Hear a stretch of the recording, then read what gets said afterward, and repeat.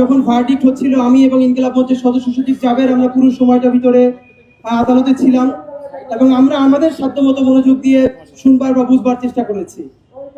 যেহেতু সামারি পড়া হয়েছে তাও আমাদের কাছে মনে হয়েছে সম্ভবত বাংলাদেশে এর আগে কোনো সময় এত দীর্ঘ সময় ধরে কোনো সামারি পড়া হয় নাই।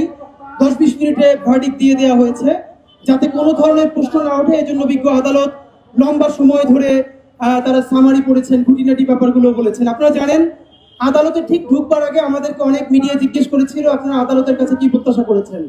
আমরা বারবার বলেছি আদালতের কাছে আমরা ইনসাফ চাই, জাস্টিস চাই, ন্যায় বিচার চাই এবং তখনই বলে ঢুকেছিলাম যদি আমরা জাস্টিস না পাই তাহলে আমরা আইন যতদূর কভার করে আমরা আদালতে এই প্রক্রিয়ার মধ্য দিয়ে যতদূর লড়াই করা যায় আমরা থার্ড পার্টি হিসেবে শহীদ পরিবারকে সাথে নিয়ে আমরা লড়াই করব, কিন্তু আরেকটা শাহবাগ তন্ত্র আমরা কায়েম করতে দিব না।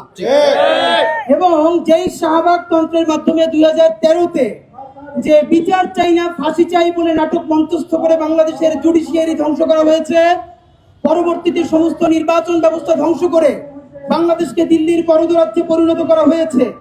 আমরা অত্যন্ত ঝুঁকি নিয়ে, এটা আনপপুলার ওপিনিয়ন ছিল, তবু আমাদের বন্ধুদেরকে বলেছি আমরা শাহবাগে আসব, যদি আজকে তার মৃত্যুদণ্ড নাও হতো তাহলে এখানে ব্রিফ করে বাসায় চলে যেতাম, আইনজীবীদের সাথে পরামর্শ করবার জন্য আমরা এখানে শাহবাগে অবস্থান করতাম না।